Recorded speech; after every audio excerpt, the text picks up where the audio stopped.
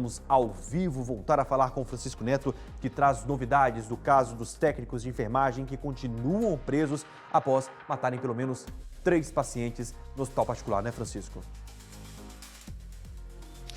Viu, Mobley, esta novidade, inclusive, as notas, né, tanto o Conselho Regional de Enfermagem, quanto também sindicatos, tanto de técnicos de enfermagem, os Correios e também sindicatos aí de enfermeiros, eles enviaram a nota para nossa equipe, né, para nossa produção aí, falando sobre a manifestação do que eles acham e que estão fazendo em relação à morte desses pacientes aqui no Hospital Anchieta. Até o momento, só para o pessoal de casa relembrar esse caso, obviamente, né, toda a imprensa está repercutindo aí esse caso e são 3 vítimas, né, nesse hospital aqui que estão sendo investigadas. Essas 3 vítimas teriam sido mortas aí por técnicos de enfermagem. Esses técnicos de enfermagem que estão sendo investigados são Marcos Vinícius Silva Barbosa de Araújo, de 24 anos. Esse é o principal suspeito. Tem a Marcela Camille Alves da Silva, de 22 anos, e também a Amanda Rodrigues de Souza, de 28 anos. Lembrando que as vítimas que também estão sendo investigadas para saber se morreu por conta aí, né, de injetar substâncias no corpo dessas vítimas são João Clemente Pereira, de 63 anos, ele trabalhava inclusive na CAESB. Também tem o Marcos Moreira, de 33 anos, era servidor dos Correios, e também tem a Marinilde Pereira da Silva, a professora que era aposentada, de 75 anos. A Marinilde foi a que mais sofreu, viu, Mobley? Teve 6 paradas cardiorrespiratórias durante as aplicações que Marcos fez para ela. Lembrando que depois, né, que o medicamento acabou, ele decidiu aí, injetar 13 vezes, né, desinfetante no corpo desta mulher, que acabou morrendo. Então ela teve uma resistência maior para a morte aí, acabou sofrendo um pouco mais do que os outros, mas infelizmente não resistiu e acabou morrendo. Então, Mobley, nós estamos aqui inclusive falando, né, que o próprio delegado, ele informou aí que estas seringas, né, que ele utilizou, ele foi feita aí de retirada, né, de uma senha através aí de um portal que estava aberto de um médico de forma incorreta. Ele prescreveu, né, esta receita de forma errada aí, né, uma receita fraudulenta, e acabou fazendo, né, a retirada desses medicamentos e aplicando nesses pacientes que acabaram morrendo. As notas, eu vou até pedir para o pessoal aí colocar algumas imagens enquanto a gente lê estas notas aqui, que o Conselho Regional, né, de Enfermagem, ele se manifestou. Ele informou aí que tomou conhecimento das mortes suspeitas de pacientes em uma unidade hospitalar do Distrito Federal, noticiado inclusive pela imprensa. Diante da gravidade dos fatos, o órgão afirmou aí que acompanha o caso e adota as providências cabíveis dentro das competências legais. E já o Corém, né, o caso também está sob a investigação das autoridades competentes e tramita, né, na esfera judicial, e por isso o Conselho destaca que neste momento não é possível emitir qualquer juízo de valor, e a conclusão definitiva devendo-se o respeito, né, ao devido processo legal, o que contraditório, né, à ampla defesa aí. A entidade, né, reforçou ainda que o compromisso com a segurança do paciente e a ética profissional e a defesa de uma enfermagem, né, responsável e também competente com a vida. Já o Sindicato dos Auxiliares e Técnicos de enfermagem aqui do Distrito Federal lamentou o ocorrido envolvido. 3 técnicos de enfermagem foram presos, né, sobre a acusação da morte de pacientes aqui no Hospital Anchieta, e manifestou a solidariedade às famílias. O sindicato também informou que segue, né, soube aí do caso, né, pelas mídias, e que colocou, né, à disposição para ajudar dentro dos limites institucionais. Já o Sindicato dos Trabalhadores dos Correios e Telégrafos, né, aqui do Distrito Federal e também da região do entorno, divulgou a nota, lamentou, né, o assassinato aí eles até falaram sobre o assassinato, né, do carteiro Marcos Raimundo Fernandes Moreira, ocorrido aqui no Hospital Anchieta. Ele disse que o Marcos, de 33 anos, trabalhava em Braslândia. Ele faleceu no dia 1º de dezembro de 2025 e foi internado, né, consciente, e morreu após uma piora súbita enquanto estava aqui na UTI, né. Iniciou aí, então, a morte foi atribuída a uma complicação, a pancreatite, né? Então eles emitiram essas notas. Inclusive, viu, Mobley, quando nós passávamos aqui estávamos aqui, na verdade, outras pessoas passavam aqui falando, né, sobre esse caso, totalmente assim, né, absurdo, né? As pessoas estão vendo esse caso como um absurdo, estão falando, né, inclusive aí, nossa, se fosse eu, né, estando aqui internado, se colocando inclusive no lugar dessas pessoas. A polícia também civil divulgou uma nota, disse aí que não é verdade que 20 pessoas estão sendo investigadas, 20 pacientes que morreram estão sendo investigados pela morte desses técnicos de enfermagem. Até o momento foram 3 mortes, né, que estão sendo investigadas até agora e 3 técnicos de enfermagem que já foram presos e que estão, inclusive, prestando depoimentos aí sobre esta ocasião. Que fica, né, a pergunta sempre, né? Por quê, né? Por que aconteceu?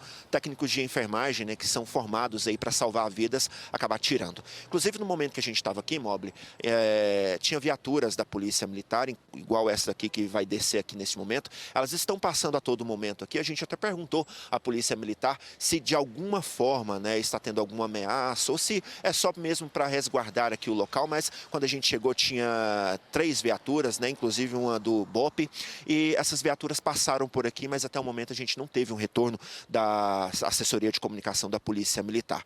Nós conversamos, viu, Mobile, com uma filha de um desses pacientes. Nós vamos acompanhar agora o que ela pensa sobre isso.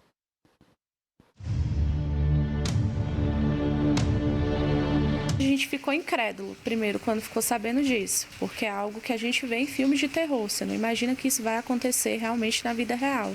Ainda em novembro, eu solicitei o prontuário para o hospital, mas eu não cheguei nem a abrir porque é algo muito doloroso. A gente prefere acreditar que realmente aconteceu porque Deus definiu que era a hora, mas nunca que a gente ia imaginar que estava se tratando de um homicídio dentro de um hospital. Nós não conseguimos reconhecer porque, como eles estão paramentados, né? Então fica difícil, porque fica com a máscara, a touca, fica difícil de identificar ali. E nós acreditamos também que o momento que eles estavam entrando no leito era no momento que minha mãe, que estava acompanhando o meu pai o tempo todo, não estava presente. No dia 4 de novembro, ele saiu de casa dirigindo bem, falando. Deu entrada no hospital, chegou lá, foi constatado que ele estava com um coágulo cerebral. Ia ser necessário fazer um procedimento cirúrgico de emergência, que é algo relativamente simples, apesar de ser algo na cabeça.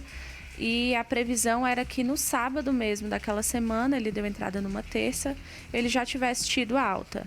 Porém, ele teve uma complicação em relação à cirurgia, que foi com a intubação. E foi por isso que ele permaneceu mais dias na UTI. Então, no 13º dia que ele estava lá, que foi no dia 17 de novembro, nós fomos informados da parada cardíaca que ele teve. Ele teve 3 no dia 17 e uma na madrugada do dia 18, que foi o que levou ele a óbito. E nós só fomos informados que, na verdade, aconteceu isso na semana passada, quando o hospital entrou em contato com a gente na quarta-feira. E na quinta-feira nós já fomos na delegacia, fomos recebidos pelo o delegado Wesley. A gente fica revoltado, porque o paciente está no hospital num momento vulnerável, a equipe toda está ali para cuidar e realmente não podemos generalizar, porque eu sei que não foi a equipe inteira, mas como que esses técnicos de enfermagem, que são pessoas que estudaram para salvar as vidas, cometem um crime bárbaro desse, porque é isso que realmente aconteceu. Nós esperamos justiça. Realmente agora é justiça, porque o meu pai não vai voltar, as outras vítimas não vão voltar para suas famílias.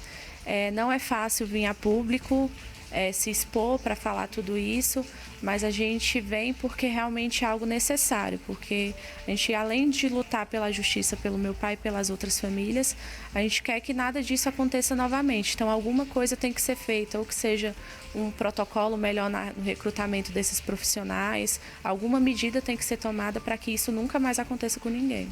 A polícia já descartou algumas hipóteses, né, como participação da família, né, e tudo mais, mas até o momento a motivação ainda não está esclarecida. O que me foi repassado pelo delegado, que as 3 vítimas tinham em comum, seria obesidade mórbida, né? Então, eles também trabalham numa linha de investigação nesse sentido, né?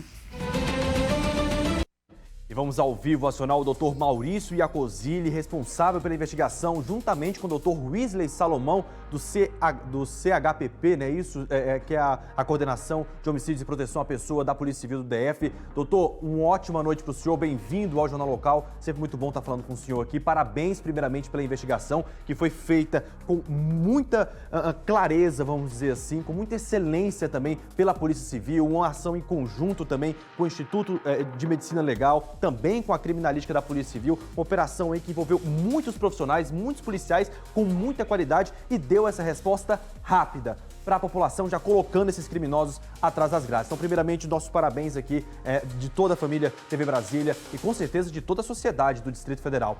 Doutor, para não tomar muito o seu tempo, o tempo do senhor, a gente quer saber o seguinte, porque muita gente fala em 20 casos que a Polícia Civil está esclarecendo. Há pouco, a Ascom já divulgou uma nota explicando um pouco isso, que não é bem isso, né? Que a Polícia Civil está investigando 20 mortes. Eu quero que o senhor explica essa confusão, vamos dizer assim, em relação a esse caso e os próximos passos também da operação. Bem-vindo. Obrigado, boa noite a todos. Então, o que nós temos de concreto até agora são essas 3 mortes. E nós estamos focando nessas 3 inicialmente para que o inquérito seja concluído, para que esses indivíduos permaneçam presos, já que eles estão na prisão temporária, cujo prazo é de 30 dias e pode ser prorrogado por mais 30, e posteriormente convertido em prisão preventiva. E no segundo momento, então, nós vamos instaurar um outro inquérito policial para apurar eventuais outras mortes que tenham ocorrido nos plantões desses indivíduos, tanto no Hospital Anchieta quanto em outros hospitais que eles trabalharam. E se detectando alguma irregularidade, alguma ação criminosa, eles novamente serão indiciados. Mas até o momento são só essas 3 mortes que foram concluídas.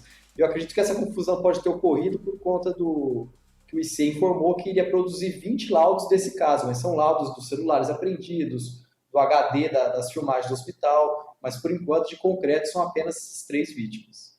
Isso, 3 vítimas então, está esclarecido, acho que não foi uma dúvida de muita gente do Distrito Federal, dessa confusãozinha assim, é só uma falha de comunicação que acontece em um caso tão grandioso, que toma uma repercussão tão grande como essa. E delegado, só para a gente finalizar aqui também dos próximos passos da investigação e focando nesse laudo, vocês estão esperando agora a conclusão aí da perícia sobre esses telefones, para vocês tentarem realmente de fato entender o porquê que eles fizeram isso, porque o que a gente tem agora são as declarações, os depoimentos deles, né? Agora a motivação real, só está esperando isso para finalizar esse inquérito, podemos dizer isso?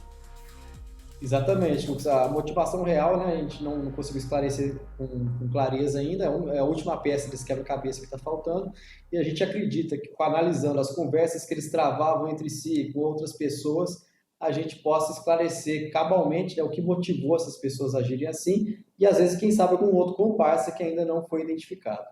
É isso, então é isso, nós vamos aguardar agora o trabalho da polícia, as câmeras de segurança também que mostram todo esse, enfim, toda essa movimentação, a ação dele, a ação de terceiros já estão em posse, é claro, da Polícia Civil. O caso está sob sigilo para não atrapalhar as investigações e a polícia conseguir trabalhar aí sem muita interferência, vamos dizer assim, nesse caso que é um caso delicado, repito, é um caso de muita repercussão pela covardia em que vítimas vulneráveis, nos hospitais, idosos, estavam ali nas mãos desses técnicos de enfermagem e foi aí que eles aproveitaram para fazer isso de motivo ainda não esclarecido e que a gente vai seguir acompanhando, é claro, o trabalho da Polícia Civil. Doutor, parabéns pelas investigações, parabéns pelo trabalho, agradeço também aí e parabenizo o nosso doutor Wesley Salomão, à frente do CHPP, também por essa grande operação e para o senhor, é claro, que sempre faz belíssimas operações, sempre à frente das delegacias em que comanda.